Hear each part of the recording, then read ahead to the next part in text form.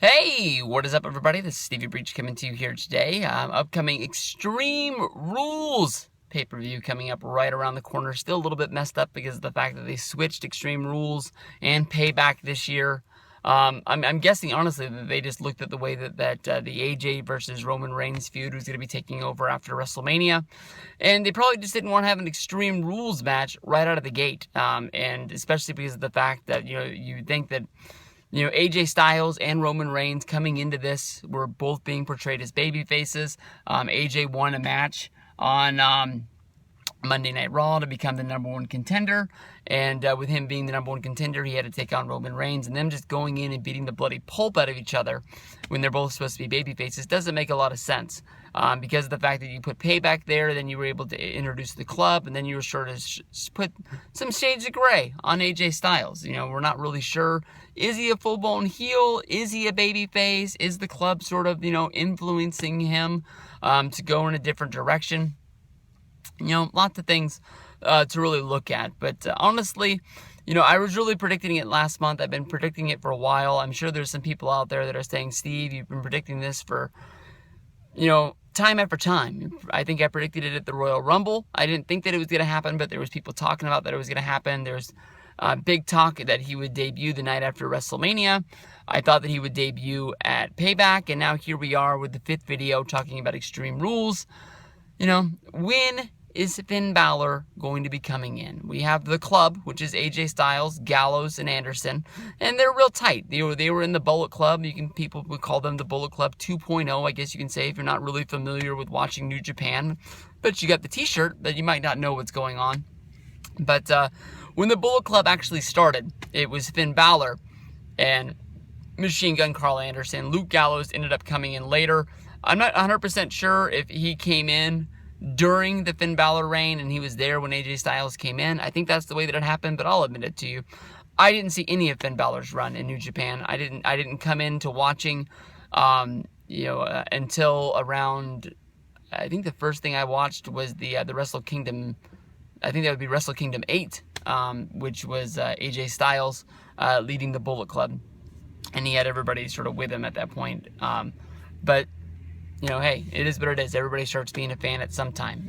Some people started watching during the glory days of the 80s. Some people started watching, during the weird point of 93 to 94.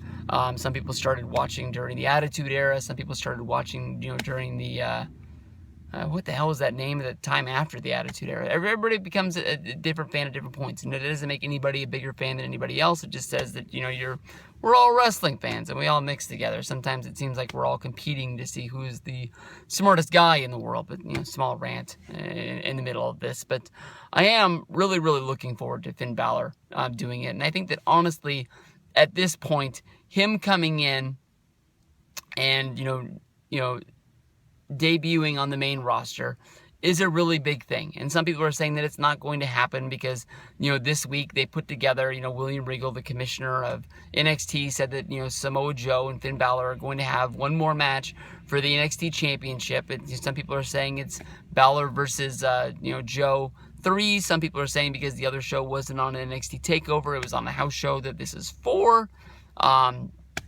It is what it is. Hey, it's going to be a big match. It's going to be in a steel cage. But, like Kevin Owens was fighting on the main roster. He lost the NXT championship when he was still on the main roster. He even went back and he had a rematch at the SummerSlam Brooklyn show at the NXT when he was on the main roster, as well as competing at SummerSlam. He did double duty. So I think it's fine, for Finn Balor to debut at Extreme Rules and come in. I think that definitely you can look at things like AJ sort of, he has attacked the Usos, but he hasn't really full-blown attacked Roman Reigns. He's had these moments where he's going to hit him with a chair, and then he has second thoughts. He doesn't want to be that guy. And then out of the middle of nowhere, Roman Reigns is able to hit him with a Superman punch because of the fact that AJ, I guess you could say, flinched and wasn't able to go through with doing it. And maybe this is going to make Gallows and Anderson, second doubt AJ Styles to the point where, they bring in Finn Balor, and instead of being the club, it's going to be the Balor Club. They've been selling this shirt for, I'm not sure when they started selling Balor Club shirts, but I think they've been selling them for well over a year. And, he's got the big, the leather jacket that he wears, and they put the emblem up on the screen when he comes out for matches, and he comes out as the demon for the big one. But honestly, to me, Triple H put up a tweet today. Basically, he took a picture inside of the Performance Center. All the guys are all working out, and basically saying that somebody in this room is going to grab the bull by the horns. One of these guys is going to be the future leader of a WWE. One of these guys is going to be, main eventing a future WrestleMania. When I look at the NXT roster, when I look at the WWE roster, there's lots of guys on there that are really going to be a big part of the future. You got to think of, Roman, Seth, Ambrose.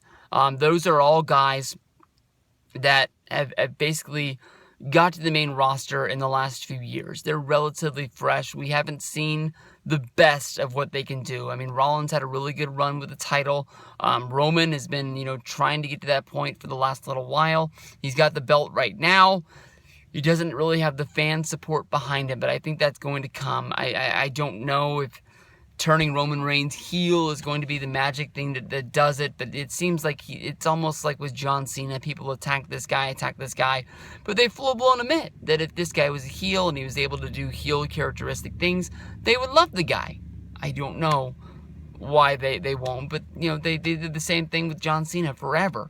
People have been wanting a Cena heel turn at least since 2009, definitely 2010, with John Cena and the Nexus, and it's always going to be there. People are never going to be giving up on a Cena heel turn. I don't know if it's going to be a resurgence to wrestling if he ever does it. That it is what it is. But Balor is a guy that honestly can go babyface. He can be a really good babyface. He can smile. He can kiss babies. He can hug fat chicks. But from what I've seen from watching his old matches, when this guy is a heel, he is 10 times better than he is now. It sort of makes him a better wrestler because he's able to use this bag of tricks that he has. He can still go out and make appearances. He can still go out and do radio and television interviews and be a nice guy. But when he comes out there and the music plays, he can be the biggest asshole in the world. And it can work out to your benefit later of turning him babyface down the road and people wanting to support him more because of how great he was as a heel.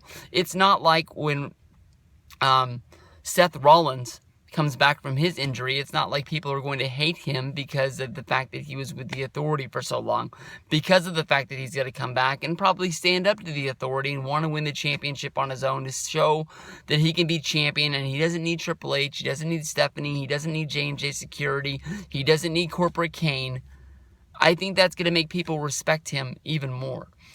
So Finn Balor coming in, interrupting this match, leaving them at the point where they don't have a finish, and just fucking everybody up. I think it's going to be awesome. It's my prediction of what's going to be going down in Extreme Rules. I think that's why it's going to be an Extreme Rules match. The hole in my plan of the fact that basically it's an Extreme Rules match and Finn Balor, Luke Gallows, and Carl Anderson are going to come and fuck everybody up and then leave everybody laying and the pay-per-views get in when it's a no DQ match. I don't know how that works out, but maybe they just put one guy on top of the other guy, seeing how I think that it's going to be Finn Balor versus AJ Styles. I think they're going to do that. I think that you have Roman pin AJ, and then Roman keeps the championship. Not that, Finn Balor and the Balor Club is going to like Roman. They just hate AJ more.